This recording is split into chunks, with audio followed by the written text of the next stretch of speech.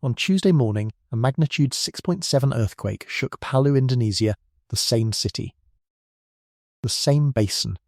The same ground that swallowed entire neighbourhoods and sent a wall of water through the streets in 2018, killing more than 4,000 people. The shaking was real. The damage was real. The fear was real. But the fault that caused all of that in 2018, the one that turned solid ground into quicksand and launched a wave while people were still running, did not move on Tuesday. And if it did not move, the question is not what just happened. The question is what has not happened yet. Stay until the end, because what the ground beneath Palu is doing right now is not what anyone is talking about, and it is the only part of this story that actually matters. If this has you thinking, subscribe to Rupture because we read the seismic data the wire services did not read before they filed. Drop a comment below. When the next major fault in your part of the world ruptures, do you trust the first headline you see to tell you which fault it actually was? Part 1. The ground that moved at 03:27 local time on the morning of June 16, 2026. The ground beneath central Sulawesi moved with a force the United States Geological Survey would classify as violent, the second highest shaking intensity on the entire international scale. The magnitude registered at 6.7. The hypocenter, which is to say the actual point underground where the rock first broke and slip, began propagating outward, sat at a depth of approximately 10 kilometers, which in seismic terms is shallow, and shallow is the word that does the most damage. A deep earthquake spends most of its energy on the rock between the break and the surface. A shallow earthquake delivers that energy almost directly to the buildings on top of it. Tuesday's earthquake was the second kind. The epicenter coordinates. The latitude and longitude of the point on the surface directly above the hypocenter placed the rupture roughly 43 kilometers east of Palu city itself, in mountainous terrain on the eastern margin of the Palu Basin. That distance matters. It matters because the worst of the shaking was not in the city. It was in the regencies of Sigi and Poso, in villages strung along roads that wind through hills, where building codes are an aspiration and concrete is a luxury. The Me-8 designation, which is the United States Geological Survey's modified Mercalli intensity scale, and which assigns the label violent to level the 8, applied to the area closest to the epicenter. 8 on the Mercalli scale, in language a person who has never read a seismology report can understand, means that well-built ordinary structures suffer considerable damage, that poorly built structures suffer near total destruction, that heavy furniture overturns, and that a person standing in the middle of a flat field can be knocked off their feet by the ground itself. That is what the people in Sigi felt at 03:27 in the morning. Most of them were asleep. A person in a deep sleep does not register the first second of shaking as an earthquake. They register it as a dream that is going wrong, then as a sense that the bed is moving, then in the second or third second when the amplitude builds toward peak, as the unmistakable knowledge that something is happening to the building. By that point, the ceiling fans are already swinging. By that point, the water in the glass on the bedside table is already moving.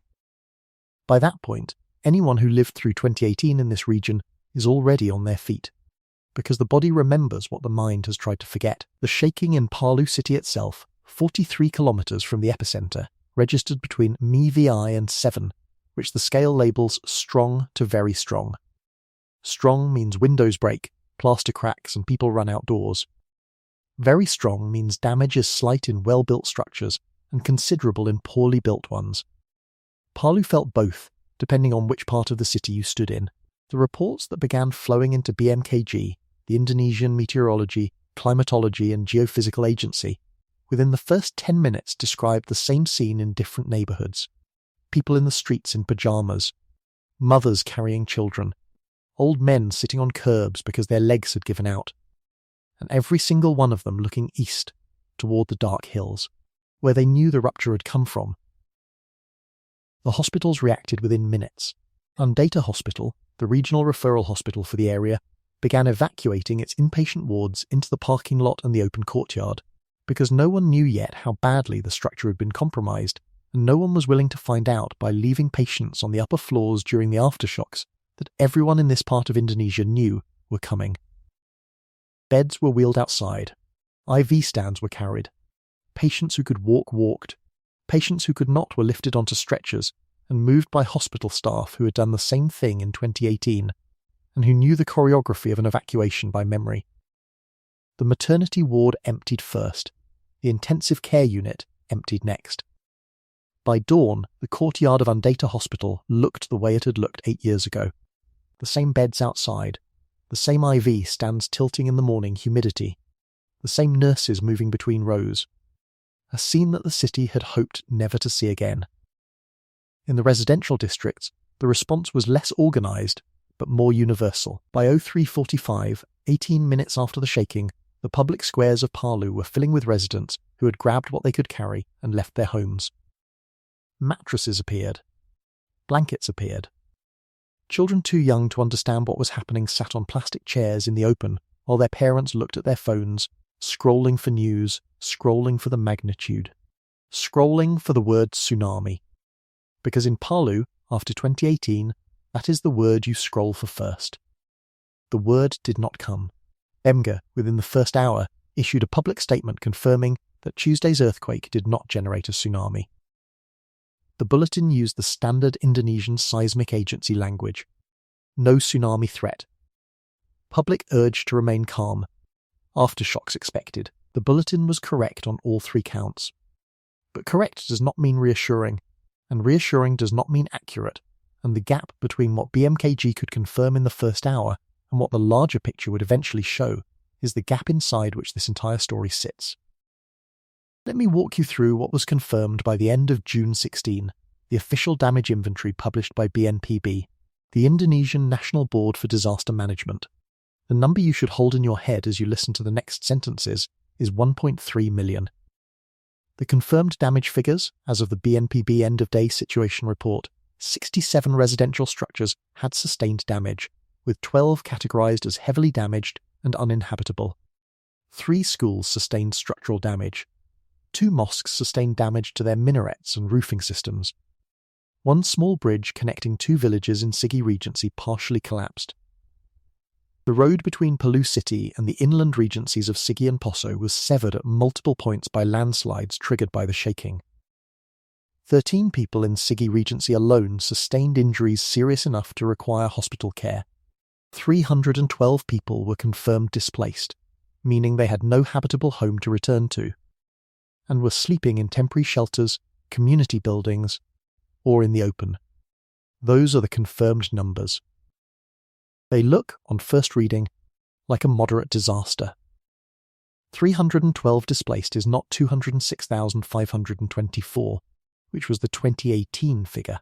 47 damaged homes is not the tens of thousands of homes that came down in 2018. 13 serious injuries is not 4,340 dead. The wire services did not write the sentence that matters most. As of the end of June 16, 4 regencies in central Sulawesi, with a combined population of approximately 1.3 million people, remained unassessed, meaning BNPB damage assessment teams had not yet reached them, meaning no one knew the actual count of homes, structures, injuries or deaths in those areas. The road network that would have carried those teams was the road network the earthquake had cut. The damage inventory you were reading on Tuesday night was not a damage inventory. It was the damage inventory of the parts of central Sulawesi that the disaster response teams had been able to reach. That is not a complete picture. That is the picture you can see from the side of the curtain that was still standing.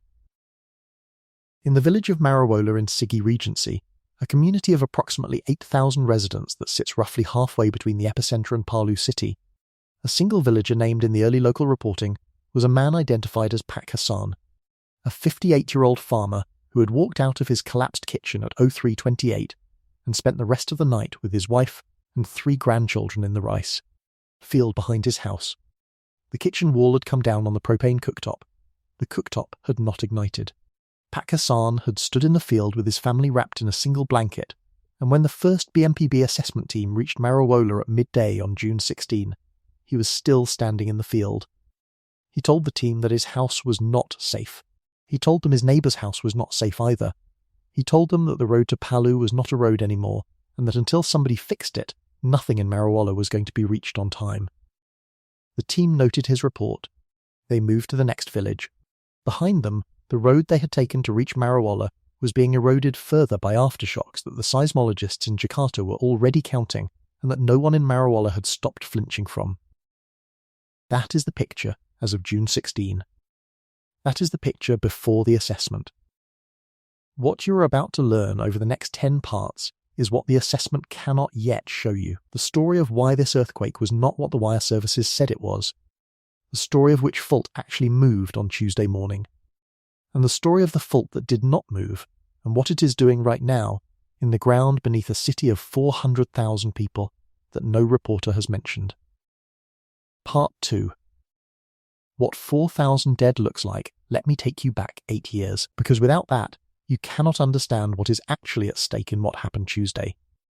On September 28, 2018, at 18:02 local time, which was late afternoon on a Friday, the ground beneath the Minahasa Peninsula of Sulawesi began to move.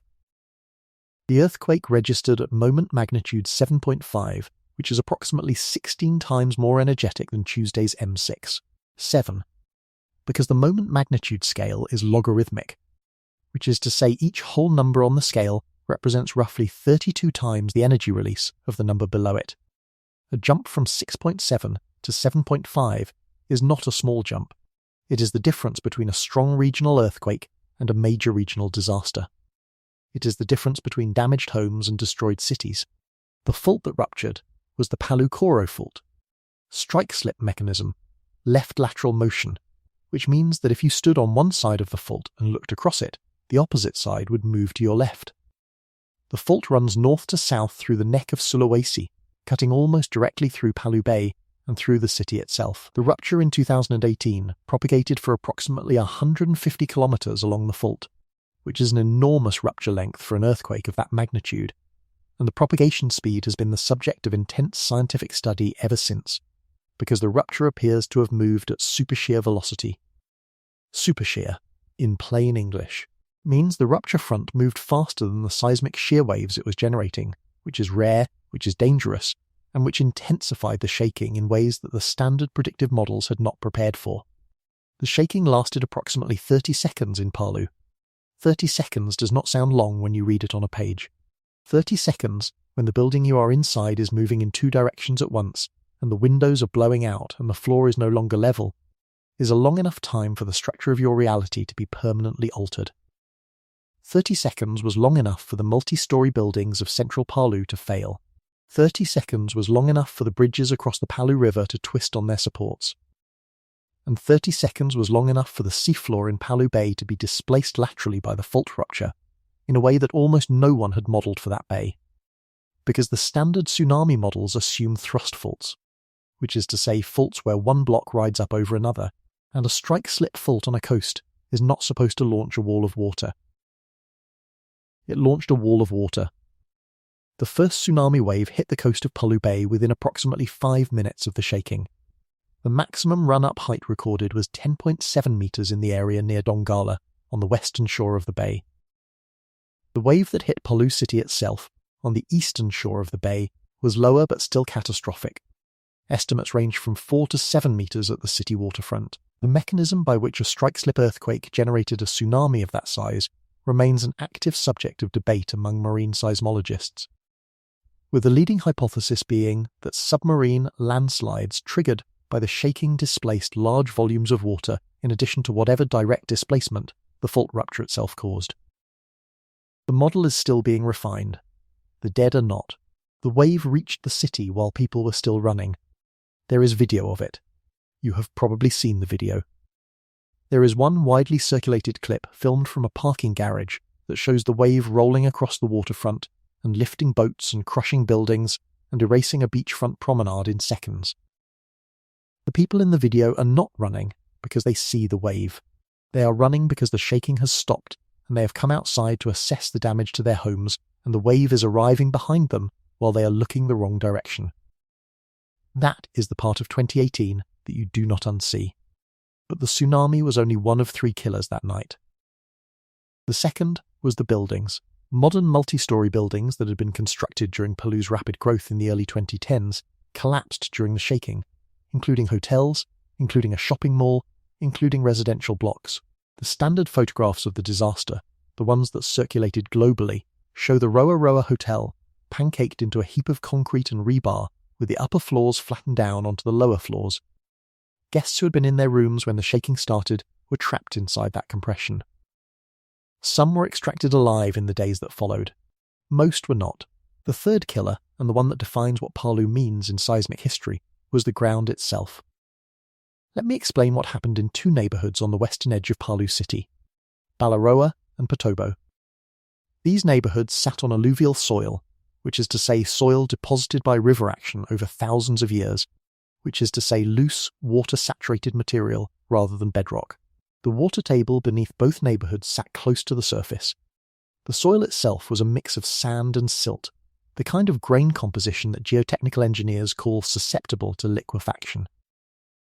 Liquefaction, which is to say the process by which water-saturated soil temporarily loses its strength and behaves as a liquid when shaken at sufficient intensity and duration, requires three conditions: loose soil, high water content, and sustained shaking.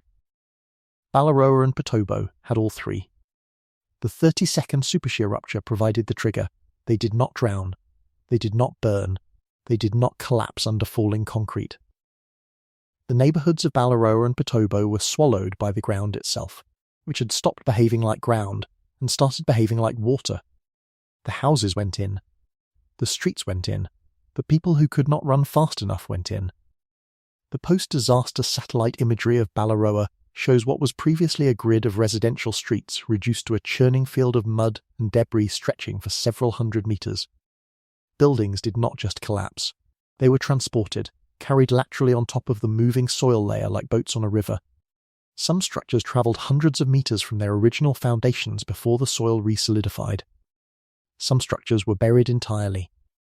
Some people who were inside those structures at the moment the soil liquefied were carried with the buildings and were never recovered. The Indonesian disaster response teams who entered Balaroa in the weeks that followed reported finding bodies oriented in directions that did not match where the houses had originally stood. The final official death toll of the 2018 disaster was 4,340. The displaced figure reached 206,524. The total economic damage was estimated at $1.71 billion in 2018 dollars. The Asian Development Bank, the World Bank, and the Indonesian central government jointly funded the EAR program, the Emergency Assistance for Rehabilitation and Reconstruction, which over the following 5 years rebuilt bridges, roads, schools, and hospitals across the affected zone. The reconstruction was largely successful in physical terms. The psychological reconstruction was incomplete in 2026, and will be incomplete in 2030, and will be incomplete in 2050. Because what happened in Balaroa and Potobo is the kind of thing that does not leave the people who saw it. That is the fault you are being told ruptured on Tuesday. That is the fault the wire services are pointing at when they write that residents fled in fear of a repeat of 2018. That is the fault whose name is attached to every news story you have read about this earthquake. So here is the question we leave at the end of part 2. If the coverage is calling this the same fault, if the framing is repeat threat from the Palu-Koro Fault, if the residents are being told to fear what they feared in 2018, why did Tuesday's earthquake produce no tsunami? Why did the BMKG bulletin within the first hour confirm no tsunami threat? Why did the wave that came in 2018 not come on Tuesday? If it is the same fault doing the same thing, where is the wave? The answer to that question is not in any newspaper you have read. The answer is in a single line of data the USGS published within the first hour of Tuesday's earthquake. And that single line of data is what we examine next. Part 3. The fault beneath the fault. Remember the question we left at the end of part 2. If the coverage is calling this the same fault, why did Tuesday's earthquake produce no tsunami? The answer is sitting inside a piece of seismic data that the United States Geological Survey publishes for every significant earthquake on Earth, that is freely available on their public website within an hour of the event, and that no reporter writing about Tuesday's earthquake appears to have read. The piece of data is called the focal mechanism solution.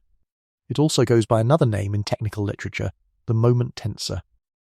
These two terms refer to the same underlying concept, presented in two slightly different mathematical formats, and for the purposes of this video they are interchangeable. The focal mechanism, which is to say the calculated three-dimensional orientation and motion of the fault that ruptured during a given earthquake, is the answer to the most basic forensic question a seismologist can ask. Which way did the rock move when it broke? Before we get into what the USGS published for Tuesday's earthquake, let me first introduce you to the fault structure that the entire region revolves around. Let me introduce you to the Palu-Koro Fault.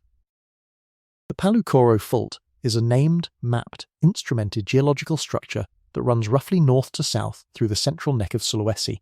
The fault has been the subject of scientific study for more than 50 years. Its motion has been measured by GPS instruments installed along its length. The motion is consistent, and the motion is precisely characterized.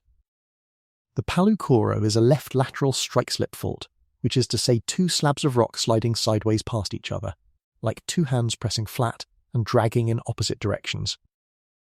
The eastern block moves north relative to the western block. Or to put it the other way round, the western block moves south relative to the eastern block. The total long-term slip rate, measured by GPS over years of observation, falls in the range of 30 to 40 millimeters per year. That is the speed at which the two sides of the Palu-Koro Fault are sliding past each other, year after year, century after century, regardless of whether anyone in Palu is paying attention. The fault is, in technical terms, a transform boundary, which is to say a zone where two crustal blocks slide horizontally past each other rather than colliding or separating. The Palu-Koro is part of a larger system of faults that accommodates the complex tectonic geometry of central Sulawesi, where the Australian plate is pushing north at approximately 70 millimeters per year and the Sunda plate is being deformed in response. The Palu-Koro Fault is the dominant onshore expression of that deformation in the Palu region. When the Palu-Koro Fault moves, central Sulawesi notices. When the Palu-Koro Fault ruptured on September 28, 2018, with the 150-kilometer rupture and the supershear propagation, the entire world noticed. That is the fault every news outlet covering Tuesday's earthquake has been naming. That is the fault every wire service has been referencing when they describe the 2018 disaster. That is the fault residents are being told to fear. Now let me show you what the USGS actually published. The event identifier for Tuesday's earthquake, the unique code the USGS assigns to every recorded seismic event, is US7095. Anyone listening to this video can type that code into the USGS earthquake catalogue and pull up the full event page, including the focal mechanism solution, within seconds. The page is public. The data is public. There is no investigative journalism required to access it. There is only the requirement that someone read it. The focal mechanism solution for event US7095 shows a normal fault rupture. Normal fault, which is to say two slabs pulling apart, the crust stretching until one side drops. The two slabs do not slide past each other sideways, they separate. The block above the fault plane moves downward relative to the block below it. The motion is vertical in character, not horizontal. The driving stress is extension, not transcurrent shear. That is not the same motion as the Palu-Koro Fault. The Palu-Koro Fault moves sideways. Tuesday's earthquake involved the crust pulling apart and one side dropping. These are two fundamentally different kinds of fault behavior, driven by two different stress regimes, occurring on two different geological structures. The mechanism solution does not lie. The mechanism solution is a mathematical inversion of the seismic waveforms recorded by hundreds of stations around the world, processed by an algorithm that has been validated against thousands of historical earthquakes, and the answer it produces for Tuesday's earthquake is unambiguous. Tuesday's earthquake did not rupture the Palu-Koro Fault. Tuesday's earthquake ruptured a different structure entirely. That is not the same fault. That is a secondary structure on the eastern margin of the same fault system. The epicenter location supports this conclusion. The Palu-Koro Fault, as mapped and instrumented, runs through the Palu Basin itself, roughly north to south along the floor of the valley. Tuesday's epicenter sat approximately 30 kilometers east of the mapped Palu-Koro Fault trace, in the mountainous terrain that defines the eastern margin of the Palu Basin. The geology in that eastern margin includes a series of secondary fault structures that accommodate the extensional component of the regional stress field. These secondary faults are not as well characterized in the scientific literature as the Palu-Koro itself. They have not historically generated the magnitudes of rupture that the Palu-Koro has produced. They have been treated, in the regional hazard mapping, as background seismicity rather than as primary threats. Tuesday's earthquake says they should not be treated that way. The mechanism solution tells you why no tsunami formed. A strike-slip fault on the coast with sufficient magnitude and sufficient rupture geometry can generate a tsunami through lateral seafloor displacement and through triggered submarine landslides, as the 2018 event demonstrated. A normal fault, particularly an inland normal fault 43 kilometers from the coast, does not have the same coupling to the marine environment. The vertical displacement from a normal fault rupture stays underground, in the mountains east of Palu, where it shakes the surface but does not transmit motion to the seafloor of Palu Bay. There is no wave because there is no displacement of the water column. There is no displacement of the water column because the geometry of the rupture, as encoded in the focal mechanism solution, did not provide one. The reason Bumajee was able to issue the no tsunami threat bulletin within the first hour is not because Bumajee made a guess.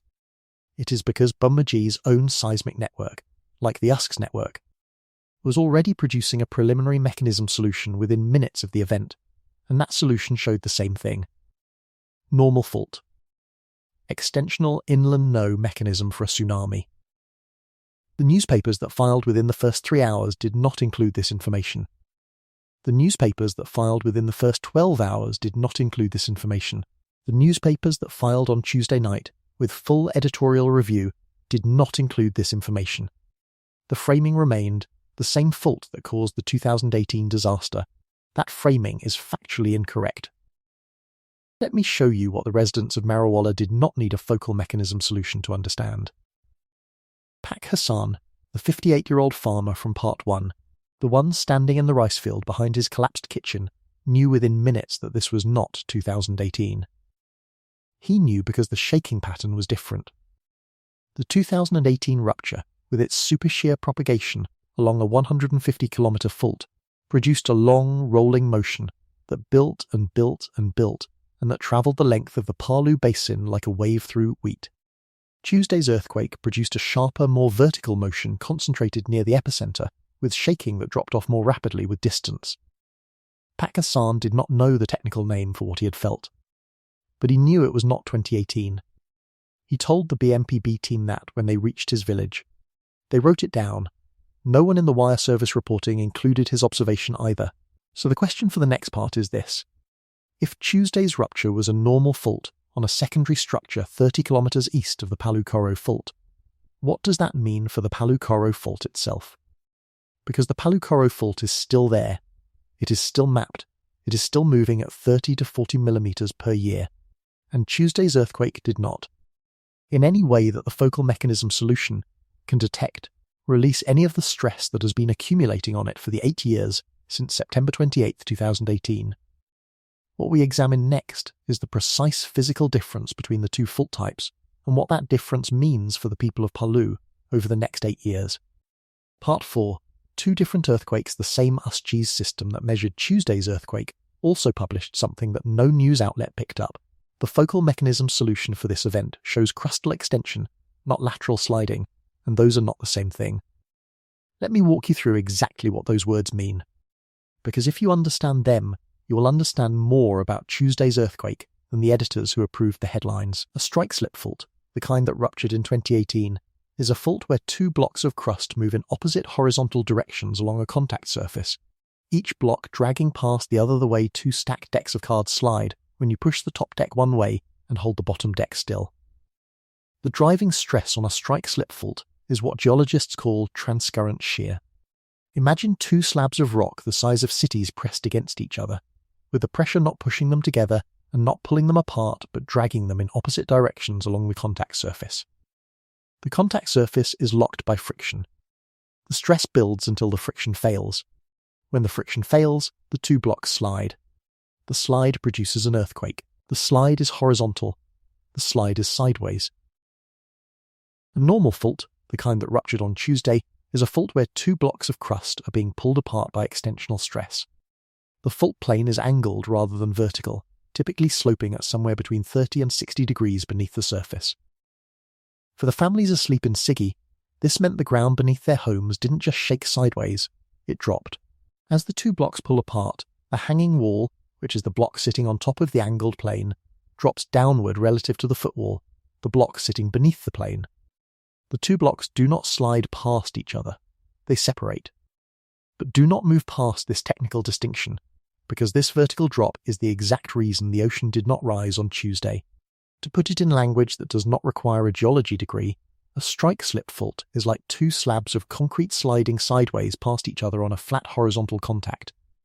A normal fault is like two slabs pulling apart at an angled contact, with one slab dropping down into the gap that opens up.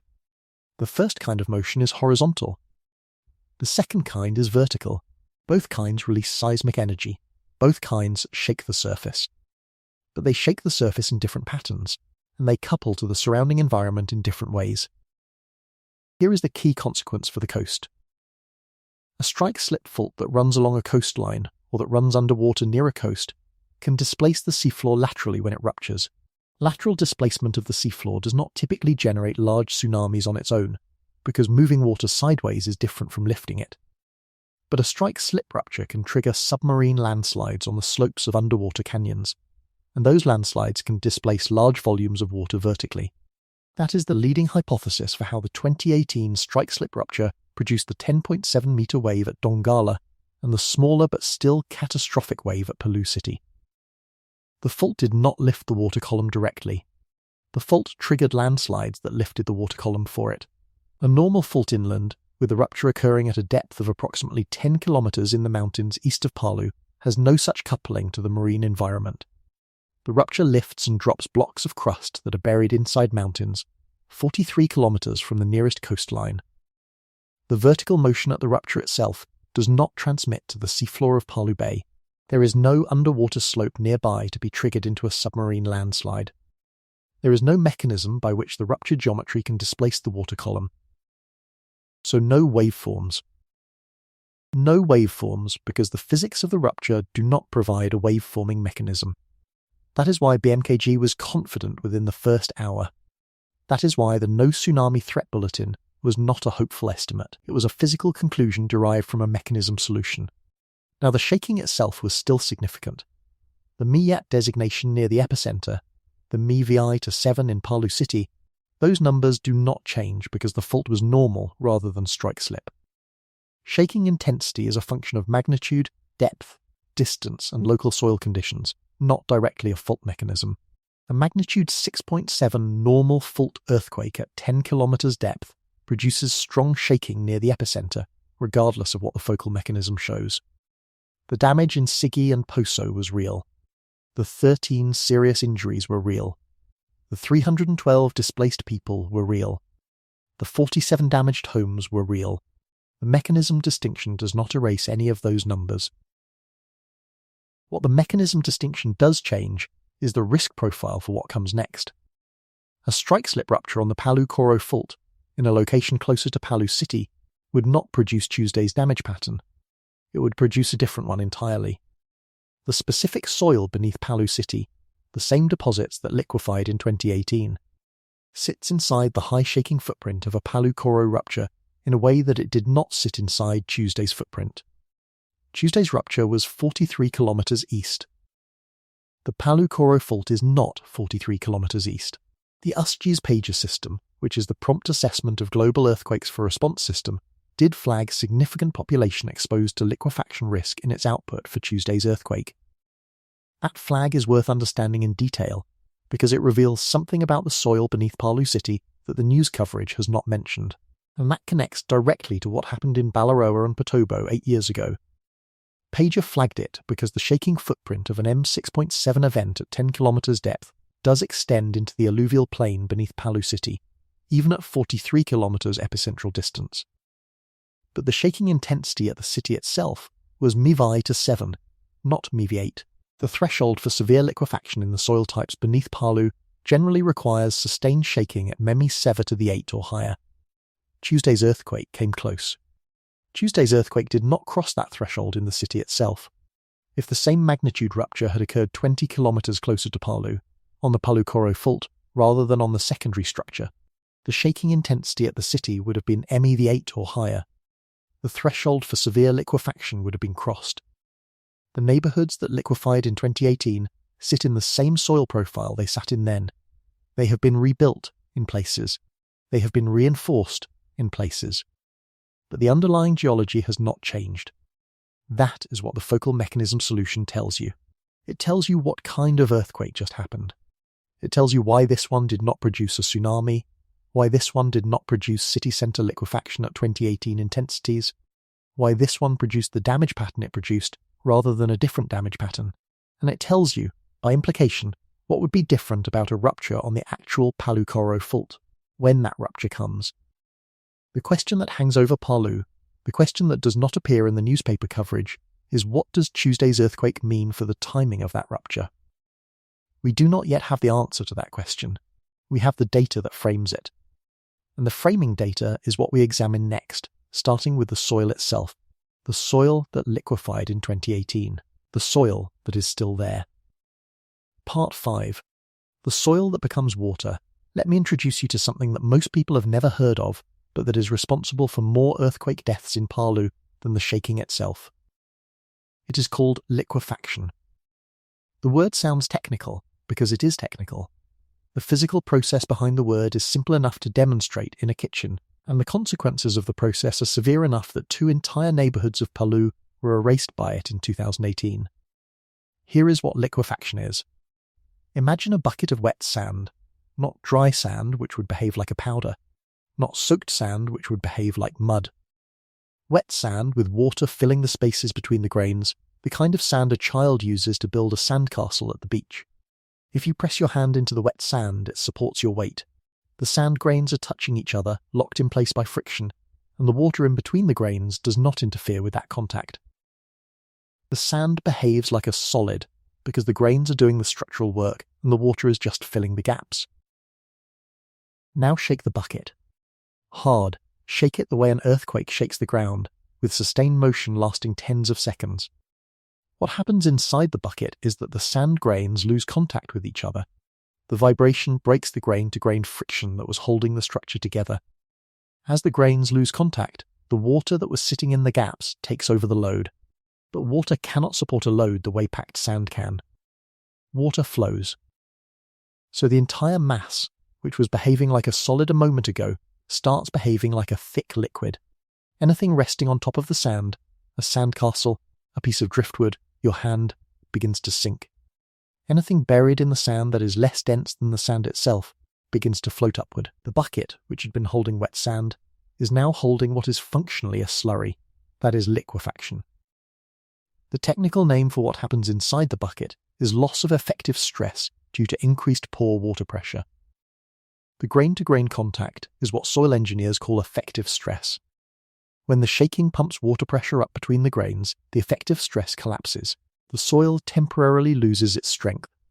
Then the shaking stops, and over minutes to hours, the water drains and the grains settle back into contact, and the soil regains its strength. But during the window when it is liquefied, the soil does not hold anything up. Buildings sink. Buried tanks float to the surface. Streets buckle. And the entire mass can flow downhill if there is even a slight gradient, because what was previously a stable layer of ground is now a moving fluid carrying everything that was sitting on it. That is what happened in Balaroa and Potobo on September 28, 2018. Both neighbourhoods sat on alluvial soil, which means soil deposited over thousands of years by the rivers flowing down from the mountains around Palu into the basin. Alluvial soil, by its nature, tends to be loose, with grain sizes in the sand to silt range, with high water content, where the regional water table sits near the surface. Palu's water table did sit near the surface beneath both neighbourhoods, in part because the irrigation channels that fed the surrounding rice fields kept the shallow groundwater elevated. The combination of loose sandy soil, high water content, and the sustained 30-second shaking from the 2018 supershear rupture was a textbook trigger for liquefaction. The shaking lasted long enough to pump pore pressure up to the failure threshold. The soil failed. When alluvial soil liquefies on a slight gradient, it does not just sink in place, it flows. The Balaroa and Potobo neighbourhoods both sat on terrain that sloped gently downward toward the Palu River. When the soil liquefied, the entire layer began to move. The post-disaster satellite imagery shows debris fields stretching for several hundred metres in the direction of the slope. Houses that had been on the upslope edge of the neighbourhood ended up on the downslope edge. Some structures were intact when they began moving and broken when they stopped. Some structures had people inside them when the soil started flowing, and did not have people inside them by the time the soil stopped, because the people had been carried separately, or because the structures had been disassembled by the motion. The post-disaster bodies recovered from Palu-Koro and Potobo were not all found in the buildings they had lived in. Many were not found at all. The Indonesian recovery teams worked the debris fields for months, and the final count of missing persons from those two neighbourhoods alone reached into the hundreds. The official Indonesian disaster archives include accounts from survivors who had been in the upper floors of houses that started moving, who had stayed inside the moving house until it stopped, and who climbed out onto a streetscape that no longer matched the streetscape they had known. The houses had moved. The streets had moved. The relative geography of the neighbourhood had been rewritten. That is the kind of event that liquefaction produces when all three conditions, loose soil, high water content, and sustained intense shaking, are simultaneously present. That is the kind of event the 2018 earthquake produced. And that is the kind of event the USGS pager system is built to warn against in advance. The pager output for Tuesday's earthquake included a liquefaction flag. Specifically, the pager ground failure analysis estimated that a significant population was exposed to liquefaction risk from the M6.7 event. The pager system computes this estimate by combining the predicted shaking footprint with the known soil susceptibility maps for the affected region. Palu sits inside one of the most carefully mapped liquefaction susceptibility zones in Indonesia, because the 2018 event prompted detailed post-disaster geotechnical surveys of the entire basin. The pager system has those susceptibility maps loaded. When the shaking footprint extends into the city, the liquefaction flag fires. The flag fired on Tuesday. The flag fired because the pager algorithm was doing exactly what it was designed to do. The flag itself does not capture the most important distinction. The 2026 epicenter was 43 kilometers east of the 2018 epicenter. The peak shaking on Tuesday was concentrated in Sigi and Poso, in the mountainous terrain east of Palu Basin, not in the alluvial plain of the basin itself.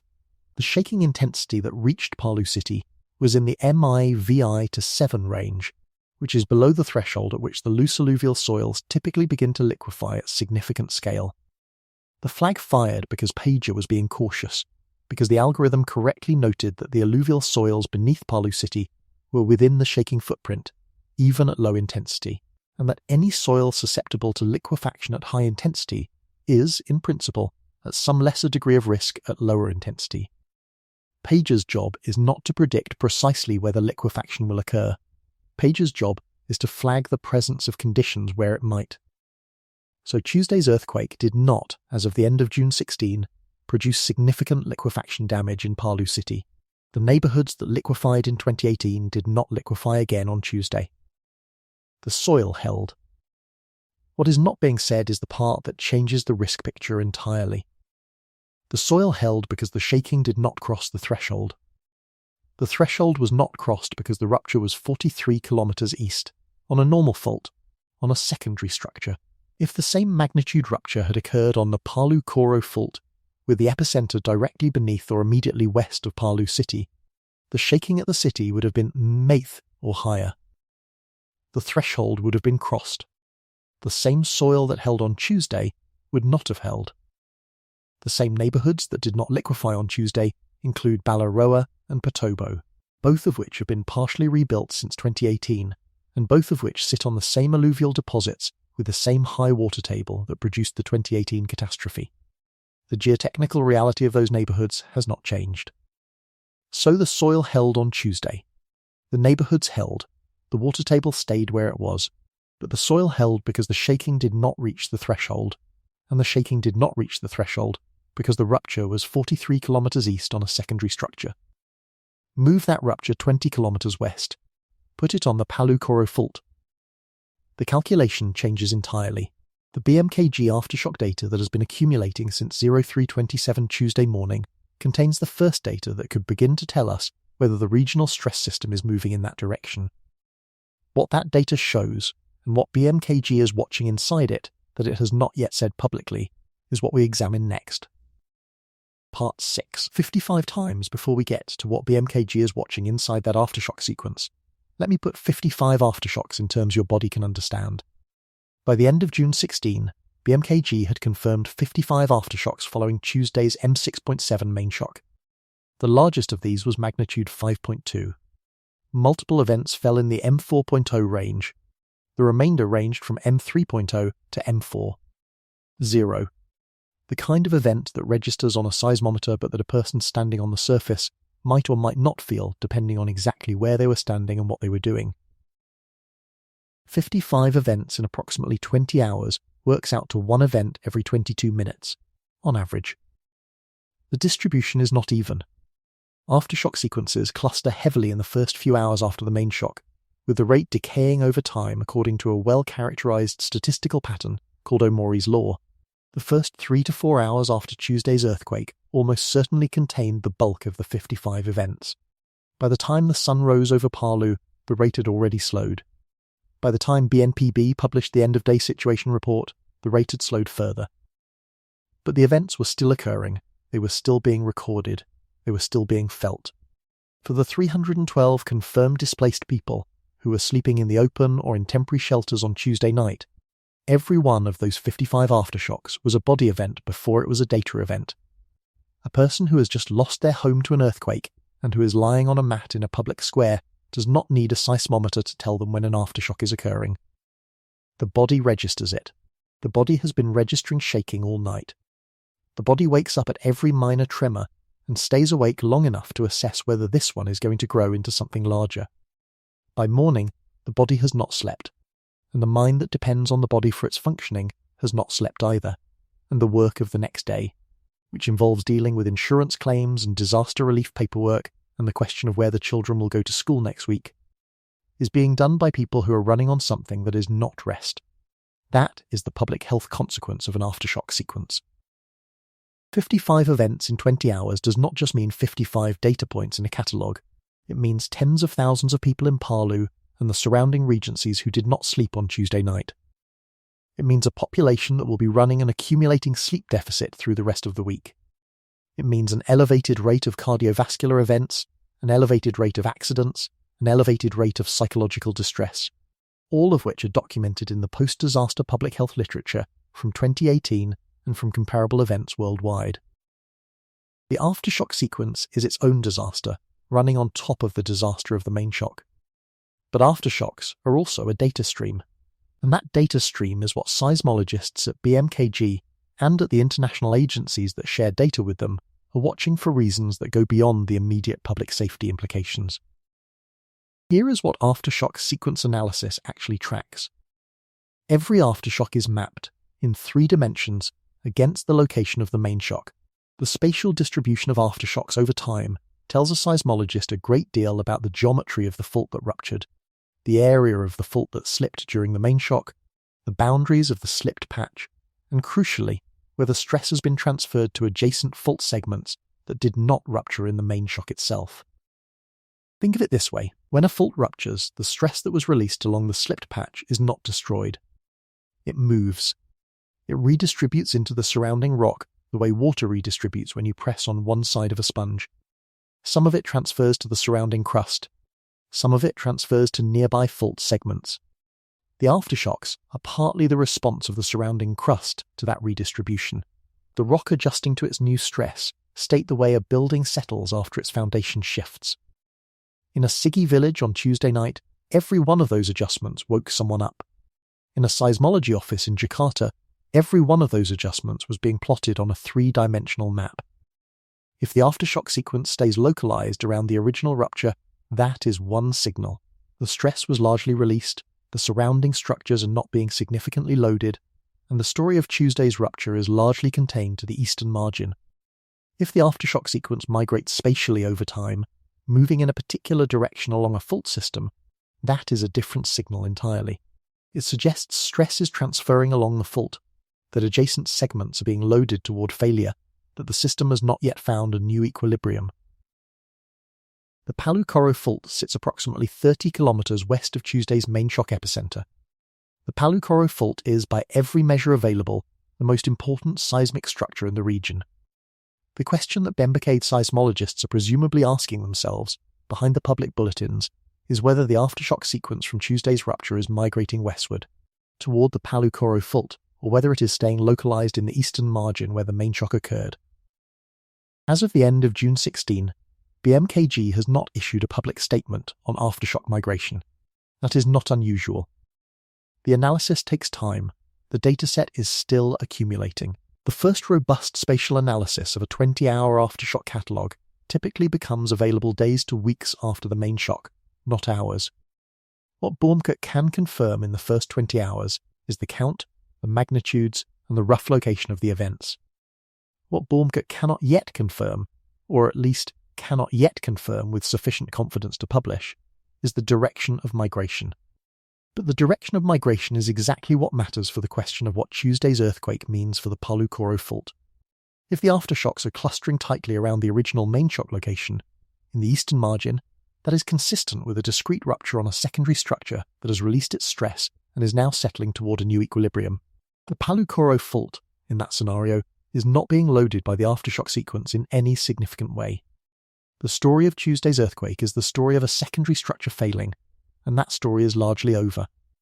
If the aftershocks are migrating westward over the first hours and days, expanding from the original epicenter toward the Palu Basin, that is a different story. Westward migration would suggest that stress is being redistributed along the regional fault system in the direction of the Palu-Koro Fault itself.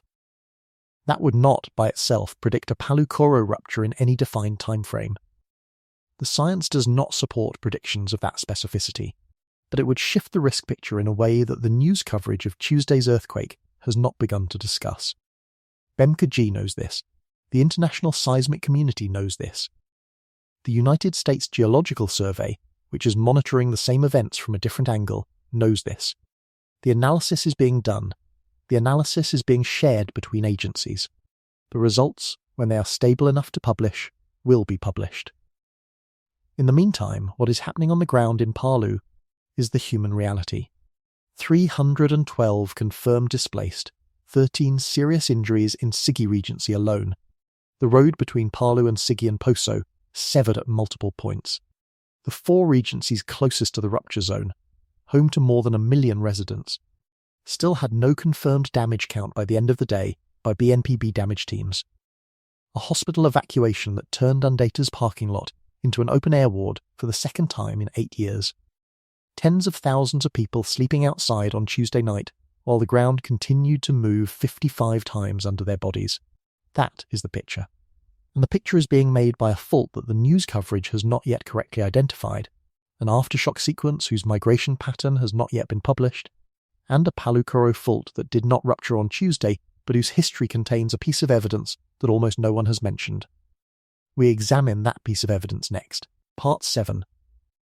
The 2017 warning nobody remembered in May 2017, a MW 6.6 earthquake struck within a few kilometers of where Tuesday's quake hit. 15 months later, the Palu-Koro Fault ruptured and killed 4,340 people. This part is going to lay out the historical record. It is not going to claim that Tuesday's earthquake is a precursor. It is going to present the dates and the magnitudes and the locations as the USGS has them on file, and it is going to let you sit with what you see. Let me give you the data first. In May 2017, the USGS catalogue records a moment magnitude 6.6 earthquake in central Sulawesi. The epicenter was located in the same general area as Tuesday's earthquake, on the eastern margin of the Palu Basin, in the mountainous terrain that separates the basin from the eastern coast of the peninsula. The depth was shallow, in the same general range as Tuesday's hypercenter. The focal mechanism, while the historical record for that specific event is less detailed in publicly accessible sources than the modern USGS mechanism solutions, was consistent with the regional tectonic regime, which is to say a mix of strike slip and normal fault components reflecting the complex stress field of the Sulawesi neck. In September 2018, 15 months later, the Palu-Koro Fault ruptured with a moment magnitude 7.5. The supershear propagation, the 150-kilometer rupture length, and the consequences that you already know. In June 2026, 8 years after the 2018 rupture, and almost exactly 9 years after the 2017 event, the same general area on the eastern margin produced a moment magnitude 6. 7 earthquake, which is to say a magnitude almost identical to the 2017 event, in almost the same location, with what appears from the focal mechanism solution to be a normal fault rupture consistent with the regional extension on that eastern margin. 3 events: 2017, 2018, 2026. The first and the third on the eastern margin. The second on the main Palu-Koro Fault. The first preceded the second by 15 months. The third is occurring 8 years after the second. That is not a coincidence that can be dismissed. That is not a footnote. In May 2017, the ground in the same location moved with a magnitude 6.6 earthquake. 15 months later, 4,340 people were dead. On June 16, 2026, the ground in the same location moved again, with a magnitude 6.7. The USGS has both events on record. The dates are there. The magnitudes are there. What is not there is any mention of this in any news outlet covering Tuesday's earthquake. Let me say what this does and does not mean. What it does not mean is that Tuesday's earthquake is a precursor to a 2027 or 2028 rupture of the Palu-Koro Fault. The science of earthquake precursor identification is, as of 2026, not at a level that supports specific predictions of timing or magnitude based on a single prior event. The 2017 to 2018 sequence is one observed instance. One instance does not establish a pattern. The seismological literature does not include a validated model that takes an M6 by 6 to M6, 7 event on the eastern margin, and predicts a subsequent Palu-Koro rupture within a defined window. That model does not exist. What it also does not mean is that Tuesday's earthquake is unrelated to the Palu-Koro Fault. The eastern margin secondary structures in the Palu-Koro Fault are part of the same regional stress system. Events on one structure do redistribute stress in the surrounding crust. The question of whether the 2017 event meaningfully contributed to the 2018 rupture or whether the temporal proximity of the two events is geological coincidence has been debated in the scientific literature without arriving at a settled answer. Some researchers argue that the 2017 event loaded a critical section of the Palu-Koro Fault. Others argue that the Palu-Koro had been in a near-failure state for centuries and would have ruptured in 2018 regardless. The debate is real, and the data is insufficient to resolve it. What the parallel does mean, what the historical record shows without ambiguity, is that one prior event on the eastern margin in a similar location and at a similar magnitude was followed within 15 months by a major Palu-Koro Fault rupture. That is a single data point. Single data points do not make predictions. Single data points raise questions, and the question raised by this single data point is whether the conditions that linked 2017 and 2018, whatever those conditions were, are present in 2026, in any form that an observer can detect. The answer to that question, as of June 16, 2026, is that it is too early to know. The aftershock migration analysis discussed in the previous part is one tool that will, over the coming weeks, contribute to answering it. The strain measurements from the GPS instruments along the Palu-Koro Fault are another. The seismicity rate in the wider region, the patterns of small earthquakes that may or may not be elevated relative to baseline is another. The data are being collected. The analysis takes time. In the meantime, the historical record is what it is. The historical record is publicly available. The historical record can be checked against the USGS catalogue in approximately 5 minutes by anyone with internet access. The historical record contains the 2017 event and the 2018 event in the time sequence and at the locations described. The historical record contains the 2026 event at the location and magnitude described. The fact that this historical record has not been included in any of the news coverage of Tuesday's earthquake is itself a fact worth examining. There are several possible explanations. One is that the reporters covering breaking earthquake news work on deadlines too tight to allow deep archival research, and that the connection between a 2017 event and a 2026 event would require the kind of historical pattern matching that does not fit into the first 12 hours of breaking news coverage. That explanation is partly true. Another explanation is that the connection is being mentioned by Indonesian language sources that have not yet been picked up by English language wire services, which would mean the gap is one of translation rather than of awareness. That explanation is also partly true and worth flagging.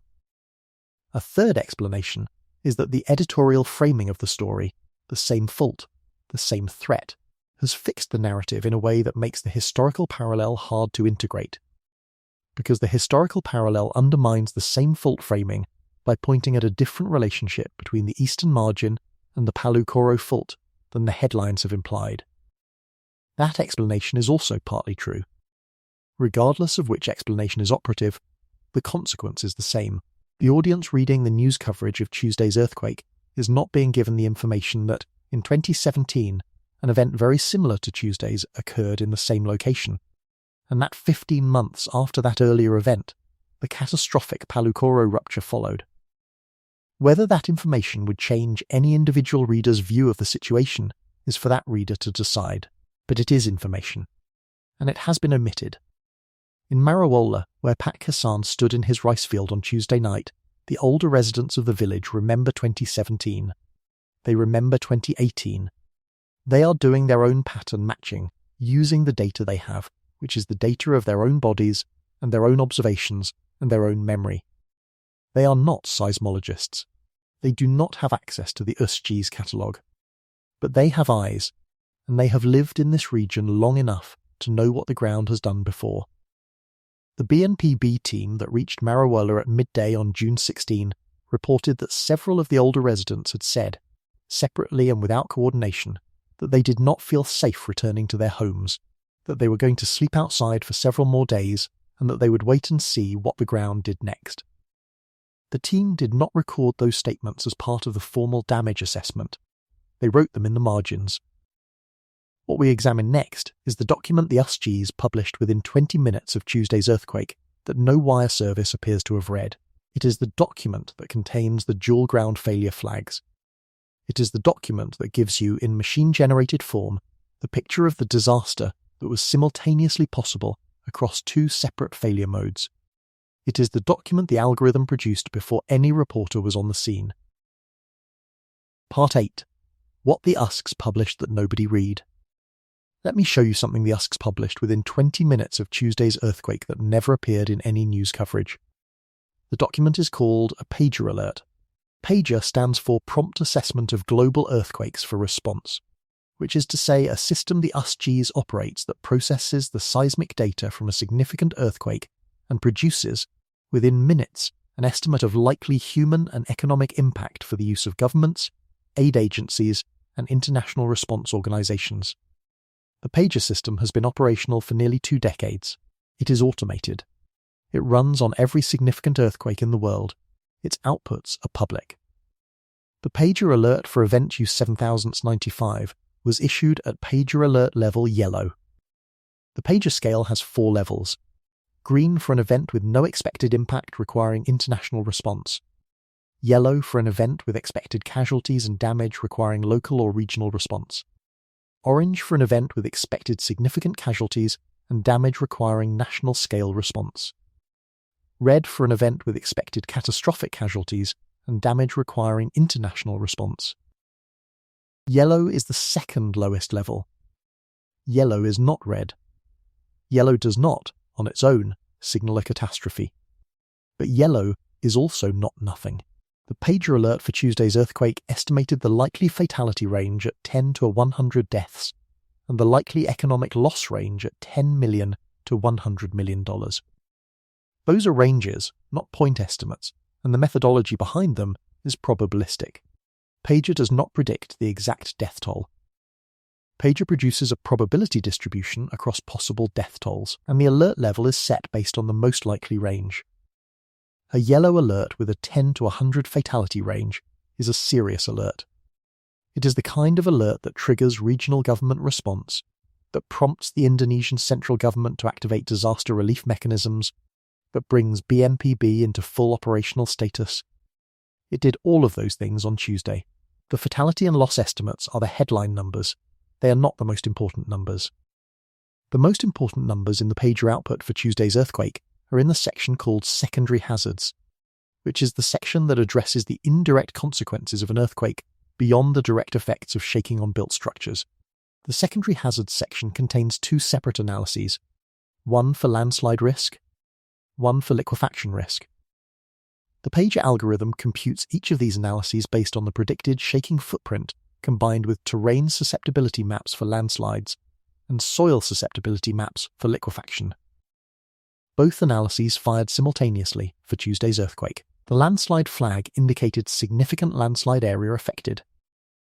The phrase significant landslide area affected is Pager's standard language for the second highest level of landslide alert. The flag means that the shaking footprint of the earthquake intersects with terrain that the Pager landslide susceptibility model identifies as prone to slope failure, and that the predicted shaking intensity is sufficient to trigger slope failures in that terrain. For Tuesday's earthquake, the landslide flag was driven by the mountainous terrain immediately surrounding the epicenter, in the eastern margin of the Palu Basin, in the regencies of Sigi and Poso. That terrain is steep. The shaking near the epicenter was violent. The combination is a textbook landslide trigger. The flag was correct. The road between Palu City and the inland regencies of Sigi and Poso was severed at multiple points by landslides triggered by the shaking. The post-event reports from BNPB confirmed multiple slope failures along that road corridor. The villages of Marawala and the surrounding communities were cut off from immediate emergency response because the road had failed in the exact geographic pattern that Pager had flagged within 20 minutes of the main shock. The liquefaction flag warned that a large number of residents were sitting directly above highly susceptible soil.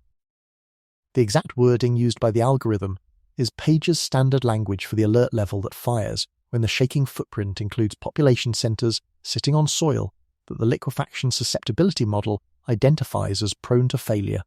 For Tuesday's earthquake, the liquefaction flag was driven by the alluvial plain beneath Palu City itself, which sits within the shaking footprint of the M6.7 event even at 43 kilometres epicentral distance, and which is mapped in the post-2018 susceptibility surveys as containing extensive areas of liquefaction-prone soil.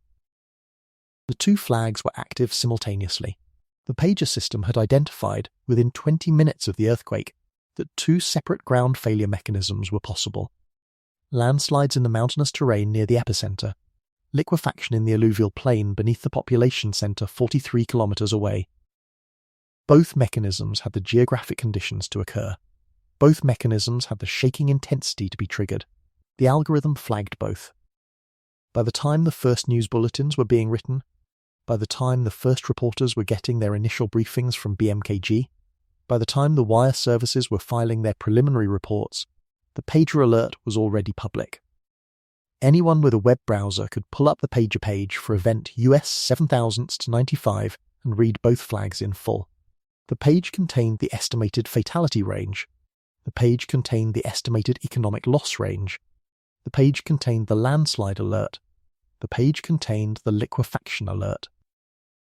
The page contained the shaking intensity map showing the Mi-8 footprint near the epicenter and the Mi-I to Sevi footprint over Palu City. The wire service reports that filed in the first 12 hours generally did not mention the Pager alert by name. The reports that mentioned shaking intensity generally did so by repeating BMK's regional intensity scale rather than the USGS miscale. The reports that discussed damage focused on confirmed structural damage in Palu City itself, which was the area where wire service stringers were physically located, rather than on the predicted but unassessed damage in the regencies closer to the epicenter, which was the area the Pager algorithm had been flagging since the first hour. None of this is a scandal. The Pager system is one tool among many that governments use to coordinate disaster response. The wire services are not the primary audience for Pager alerts. The Indonesian government is. And the Indonesian government did respond, did deploy BNPB teams, did activate the regional disaster mechanisms. The information was not lost in any operational sense. It was used. But the information was not transmitted to the public reading the news coverage of Tuesday's earthquake. The public reading the news coverage on Tuesday night did not know that a USGS algorithm had, within 20 minutes of the main shock, identified two simultaneous ground failure mechanisms operating across two different geographic zones. The public did not know that the landslide flag had effectively predicted the severed road. The public did not know that the liquefaction flag had identified the alluvial plain beneath their own city as being inside the shaking footprint, even at lower intensity than 2018. That is the document the USGS published. That is the document nobody read. A machine built by USGS to warn governments was already flagging two simultaneous ground failure threats before a single journalist filed a story. One of those flags predicted exactly what happened to a road that 13 critically injured people needed that afternoon. The road had been specifically reinforced after 2018 to withstand major seismic events. But it failed anyway, and the reason it tore apart tells us exactly what the engineers missed when they designed the rebuild. Part 9. The road that was cut 13 people in Sigi Regency needed a hospital on Tuesday afternoon. The road to that hospital no longer existed. Those two facts were not connected by bad luck. They were connected by a failure that the USGS had flagged 20 minutes after the main shock, and that no one in the road corridor had received a warning about. Let me walk you through what that sentence actually means on the ground in central Sulawesi. Sigi Regency sits inland from Palu city, occupying the area south and east of the basin, where most of Palu's population lives.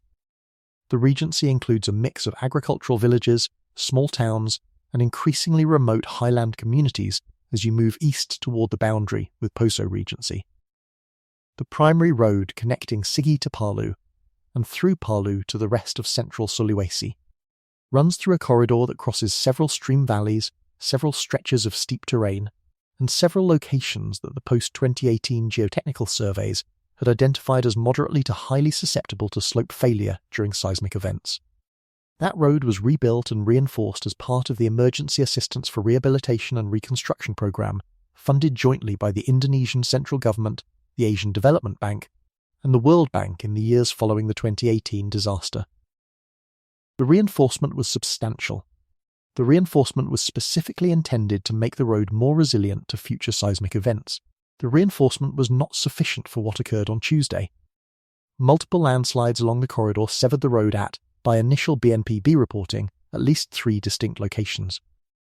The exact number is still being finalised because the BNPB damage assessment teams reached different segments of the corridor at different times during the day on June 16, and because additional minor slope failures continued to occur throughout the day as the aftershock sequence shook saturated soil that had already been destabilised by the main shock. What is confirmed is that at multiple points along the Palu to Sigi corridor, the road surface was either covered by significant landslide debris or had been partially carried away by the landslide itself, making vehicle transit impossible without earth-moving equipment. And here is the detail that does not appear in any of the BNPB situation reports. The pager algorithm had flagged significant landslide area affected within 20 minutes of the main shock, before any assessment team had reached the corridor, before any reporter had filed, before any government official had driven that road. The machine knew the road was at risk. The road failed anyway. The question of why the post-2018 reinforcement did not prevent that failure is not a question about engineering. It is a question about which earthquake the engineers were designing against. A dozen local residents in the Highland districts suffered trauma severe enough to demand immediate emergency care. The injuries included a combination of crush injuries from falling masonry, lacerations from broken glass, and one reported serious injury from a person who had attempted to escape a collapsing structure and had fallen during the shaking. 3 of the 13 were reported as in critical condition by the local Sigi Health Centre, which is a small facility designed for routine medical care rather than for serious trauma. The local health centre had the capacity to stabilise patients and to provide initial emergency treatment. The local health centre did not have the capacity to provide the surgical interventions and the intensive care that several of the injured required. The hospital those patients needed was Undeta Hospital in Palu City. Undeta is the regional referral hospital for the entire central Sulawesi area. Undeta has the trauma surgery capacity, the imaging equipment, the intensive care capacity that a serious crush injury requires for survival. Undeta was where those patients needed to be on Tuesday afternoon. Undeta was a 90-minute drive from the Sigi Health Centre under normal conditions. On Tuesday afternoon, the drive was not possible at all, because the road that connected the two facilities was severed at multiple points by landslides that the pager system had identified as likely within the first 20 minutes. What happens to a critically injured patient when the road to the hospital does not exist is one of the most fundamental failures of a disaster response system. The Indonesian disaster relief framework includes provisions for helicopter medical evacuation in exactly these circumstances. The Indonesian Air Force operates helicopters that can be deployed for medical missions when ground transportation fails. The deployment of those helicopters requires coordination, requires weather conditions that permit flight, requires landing zones at both the origin and the destination, and requires that the requesting authority be able to reach the appropriate command centre to make the request. In the first hours after Tuesday's earthquake, the communications infrastructure in Sigi Regency was intermittent. Cell phone networks were operating, but at reduced capacity due to a combination of damage to local towers and overload from the volume of calls being placed. The Sigi Health Centre was able to reach the Regional Disaster Command Centre, but the initial communications were focused on the larger questions of overall casualty count and structural damage, with individual medical evacuation requests entering a queue. By the end of June 16, helicopter medical evacuations had been completed for some of the most critically injured patients. The exact count of evacuations is not yet in the BNPB end-of-day reporting, because the medical response was still operationally active when that report was published. What is known is that the road severance created a window of several hours during which critically injured patients could not be moved to definitive care, and that this window was a direct consequence of the landslide failures that the pager algorithm had flagged as likely. The road that the EAR program had reinforced did not hold. The reinforcement was based on the seismic hazard models available at the time of the program design, which were the models that existed in 2018 and the years immediately following. Those models did not anticipate every possible ruptured geometry. The eastern margin secondary fault that ruptured on Tuesday was not, in the EAR planning documents, identified as the dominant threat to the road corridor. The Palu-Koro Fault was. The reinforcement was calibrated against a Palu-Koro Fault ruptured geometry. Tuesday's earthquake did not have a Palu-Koro Fault ruptured geometry. That is the second-order consequence of the focal mechanism distinction we established in Part 3. The infrastructure reinforcement programs were designed against a Palu-Koro rupture. The eastern margin rupture was a different stress event, with a different shaking pattern, and it tested the infrastructure in a way the design had not specifically anticipated. The infrastructure did not catastrophically fail. The infrastructure did, in critical sections, fail enough to sever access to medical care for hours. The broader displacement picture, the 312 confirmed displaced people, the 4 regencies with 1.3 million residents unassessed, fits inside this same pattern. The displaced are concentrated in the villages and small towns of Sigi and Poso, in areas where the building stock is older, less reinforced, more vulnerable to even moderate shaking. The unassessed regencies are unassessed because the assessment teams cannot reach them, and the assessment teams cannot reach them because the road network is partially down. And the road network is partially down because the landslide threat was real and the reinforcement was insufficient against this particular rupture mechanism. The Asian Development Bank has, in the years since 2018, published progress reports on the EAR program that describe the rebuilding of bridges, roads, schools and hospitals across the affected zone. The progress reports describe a reconstruction that was largely successful in physical terms. The reports note that hundreds of kilometres of road were rebuilt. The reports note that dozens of bridges were rebuilt or reinforced. The reports note that the regional medical infrastructure was upgraded. All of that is true. All of that survived Tuesday's earthquake, substantially intact. The buildings that were rebuilt after 2018 generally did not collapse on Tuesday. The bridges that were rebuilt generally held. The hospitals that were rebuilt continued to function, including Undata Hospital, which evacuated and then continued to provide care from its parking lot before the staff were able to determine that the building itself was structurally sound for reoccupation. But the road corridor to Sigi failed in critical sections.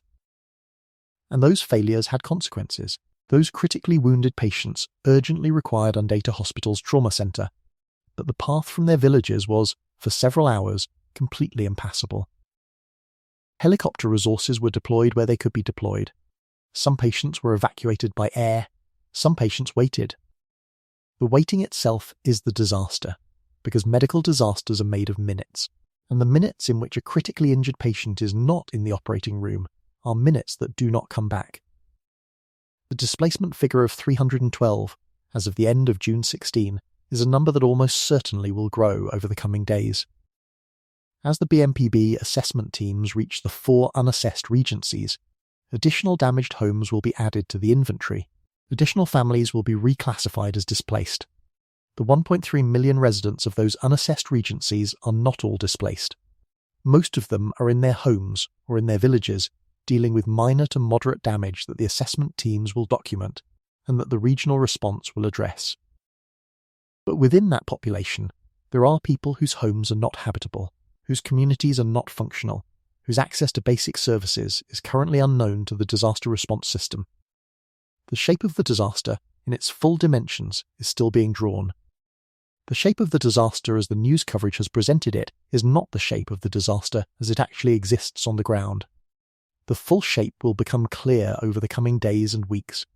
What we examine next is the fault that did not move on Tuesday. We have spent the previous parts establishing what did move, why it moved, what the consequences were, and what is being missed in the public framing. Now we turn to the structure that has not moved, that has been loading since 2018, and that the entire investigative framework of this video has been building toward. Part 10.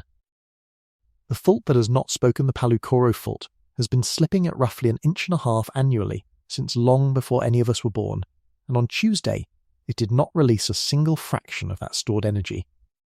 Let me explain what that sentence means in physical terms, and then let me show you what it means for the next 8 years. 30 to 40 millimeters per year. That is the speed at which the plates driving the Palu-Koro Fault are moving. In the 8 years since the 2018 rupture, that means between 240 and 320 millimeters of new displacement has accumulated on a fault that last released in the most destructive earthquake Indonesia has seen in decades. That is not a geological abstraction. That is a physical debt, accumulating in the ground beneath a city of 400,000 people, and Tuesday's earthquake did not collect a single millimeter of it. Here is the mechanics of how a transform fault accumulates and releases stress. The two crustal blocks on either side of the fault are being driven in opposite directions by the larger tectonic forces, in this case the Australian plate pushing north at approximately 70 millimeters per year against the Sunda plate, with the Palu-Koro Fault accommodating a fraction of that relative motion. The two blocks would, in the absence of friction, slide smoothly past each other at the long-term rate. But the contact surface between the two blocks is not smooth. It is locked by friction across most of its area, most of the time. The blocks attempt to slide. The friction resists. The far-field stress, the stress driven by the larger plate motion, continues to load the system. The locked patches of the fault accumulate elastic strain energy. The patches that are not locked, the creeping sections, release some of the strain energy continuously through what is called a seismic slip, which is to say slip that occurs without producing earthquakes. The remainder of the strain energy stays locked in the rock, building up over years, decades or centuries, until the friction on the locked patch fails. When the friction fails, the patch slips. The slip produces an earthquake. The earthquake releases the accumulated strain energy in the form of seismic waves, structural damage, and, in the case of the 2018 rupture, a sequence of secondary disasters including the tsunami and the liquefaction. The 2018 rupture released a substantial portion of the accumulated strain energy on the segment of the Palu-Koro Fault that ruptured. The 150-kilometer rupture length included most of the southern portion of the fault. The exact distribution of slip along that 150-kilometer length is not uniform. Some sections slipped more than others. Some sections may have slipped fully, releasing essentially all of the stored strain. Other sections may have slipped partially, releasing some but not all of the strain on those segments. The detailed slip distribution has been the subject of multiple scientific papers in the years since the rupture, and the picture is still being refined. What is not in doubt is that not every segment of the Palu-Koro Fault ruptured in 2018. The fault extends beyond the 150-kilometer rupture length, both to the north and to the south. The segments outside the 2018 rupture remained locked through that event. Those segments have continued to accumulate strain since 2018 at the same long-term rate the fault has always accumulated strain. That accumulation has not been visible. No one in Palu has felt it. No seismometer has recorded it as an event, because it is not an event. It is the slow, continuous loading of a fault segment that has not yet failed. That is the loading that has been occurring continuously for 8 years. That is what 240 to 320 millimeters of new displacement means. Somewhere on the Palu-Koro Fault, in the segments that were locked through 2018 and that have remained locked since, the strain energy has been accumulating in ways that the standard models say must, eventually, release through a future rupture. When that rupture will occur, no one knows. The science of earthquake timing prediction is, as of 2026, not sufficient to specify a year, a decade, or in many cases even a century for a future rupture on a known fault. What the science can do is calculate the long-term recurrence interval, the average time between major ruptures on a given fault, based on the geological record of past ruptures. The Palu-Koro Fault has a paleoseismic record, recovered from trench studies and from offset geological features, that suggests major ruptures occur on intervals of decades to a few centuries. The 2018 rupture is the most recent major event in that record. The next major event, by the long-term statistics, could come in decades. It could come sooner, it could come later. The statistics are not predictive at the level of a specific year. But the loading does not stop. The plates continue to move. The strain continues to accumulate. Tuesday's earthquake, having occurred on a secondary structure 30 kilometers east of the Palu-Koro Fault, did not release Palu-Koro strain. BMKG has not, as of the end of June 16, issued a formal elevated threat designation for the Palu-Koro Fault, based on Tuesday's earthquake.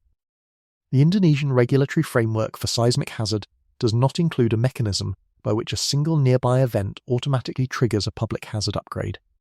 A hazard assessment is updated on longer timescales, incorporating new data from each significant event into the regional hazard maps over a period of months to years. Tuesday's earthquake will, in due course, be incorporated into those updates. The updates may or may not result in a revised hazard designation for the Palu-Koro Fault. The process is technical, it takes time, and it does not happen in news cycles. In the absence of a formal hazard upgrade, the framing of Tuesday's earthquake in the public coverage has been the framing of a discrete event.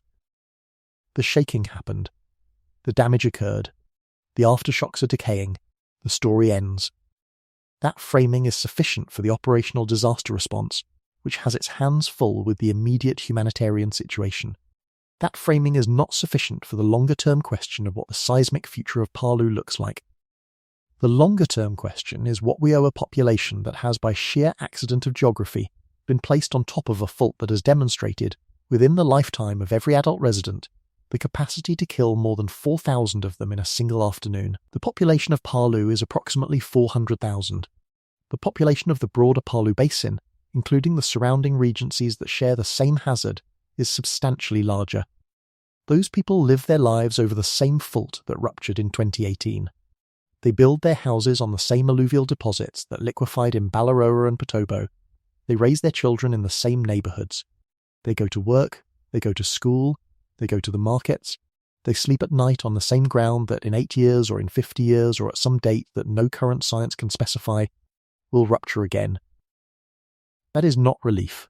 That is a quiet accumulation of tension. The silence of the Palu-Koro Fault since 2018 is not an indicator that the fault is finished doing what it does. The segments that ruptured in 2018 are in a lower stress state, but the segments that did not rupture have been silently absorbing the motion of two colliding tectonic plates. Tuesday's earthquake did not change that picture in any direction the immediate focal mechanism solution can detect. But here is what the focal mechanism solution cannot detect. It cannot tell you whether the stress transferred from Tuesday's secondary rupture nudged any locked patch of the Palu-Koro Fault closer to its failure threshold. That analysis requires weeks of aftershock migration data, GPS strain measurements, and regional seismicity rate comparison. That analysis is being done right now in seismology offices in Jakarta and in Golden, Colorado, where the USGS National Earthquake Information Center operates around the clock. The results have not been published. When they are published, they will appear in a technical bulletin that most news organizations will not cover. The question of what those results will show is the question we have been building towards since the hook. Part 11. The question the data cannot answer remember what we planted in the very beginning, the USGS number no reporter mentioned, and why the question it raises is more important than the earthquake that triggered it. The number is the pager yellow alert. The number is the dual ground failure designation, the landslide flag, and the liquefaction flag, fired simultaneously within 20 minutes of the mainshock, while the wire services were still confirming that an earthquake had occurred. That alert told you in machine-generated language that two separate failure mechanisms were simultaneously possible across two separate geographic zones. It told you about the road that would be cut before the road was cut. It told you about the soil that could liquefy beneath your city before any reporter mentioned the soil. But the pager alert is not the deepest question this story raises. The pager alert is the proximate document, the immediate evidence, the thing the algorithm produced for Tuesday's earthquake specifically. The deeper question lives in the gap between what the pager alert addressed and what it did not. The pager alert addressed Tuesday's earthquake. The pager alert did not address the Palu-Koro Fault. The pager algorithm runs on each event individually. It does not, in its public output, integrate stress accumulation across years on adjacent fault structures. It does not, in its public output, model the cumulative loading that has occurred on the Palu-Koro Fault since 2018. It tells you what Tuesday's earthquake means for the next 24 hours. It does not tell you what Tuesday's earthquake means for the next decade. That is the question the data cannot answer. That is the question that no number in any USGS document on Tuesday addressed. That is the question that the Indonesian government does not have a formal mechanism to address in real time, that the international seismological community can describe in general terms but cannot resolve to a specific timeline, and that the news coverage of Tuesday's earthquake has not framed at all. The question is when the Palu-Koro Fault will rupture again.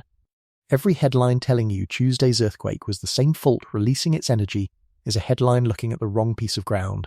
The strain that has been building since 2018 is exactly where it was on Monday. The mechanism is different, the location is different. The Palu-Koro Fault remains locked through whatever segments did not rupture in 2018, bearing the weight of two tectonic plates, slowly crushing against each other. It is hundreds of millimeters of unseen displacement closer to its next major failure than it was 8 years ago. The 2017 parallel sits in the historical record as one observed instance, 15 months before the catastrophic 2018 rupture. One instance is not a pattern. One instance is a question. The question is whether Tuesday's earthquake stands in the same relationship to a future Palu-Koro rupture that the 2017 earthquake stood in to the 2018 rupture. The data cannot tell you. The science is not at that level. The aftershock migration analysis, the strain data, the regional seismicity rate, all of these will accumulate over the coming weeks and months, and may or may not provide additional clarity. They will not provide a date. What the data actually tells you is a story of misdirection. A fault capable of producing a magnitude 7, 5 super shear rupture, capable of triggering a massive tsunami, capable of liquefying entire neighborhoods, sits directly beneath a city of 400,000 people. The wire services told you that monster just woke up. They were wrong. It is still sleeping. And that misidentification matters, because when everyone is staring at the mountains to the east, no one is measuring the invisible pressure building right under their feet. The violent shaking that shattered homes in Sigi, the severed roads, the terrified families sleeping in the open, all of that was a devastating reality. But it was only a secondary crack in the edge of the basin. The true threat, the fault that swallowed Balaroa, the fault that dragged the ocean into the streets, the fault that killed thousands of people on a Friday afternoon in 2018, did not give up a single ounce of its strength on Tuesday. It has not moved. It is only pressing tighter. And if you ask what the ground beneath Palu is preparing to do next, the answer is the most dangerous sound in geology. Nothing. Yet.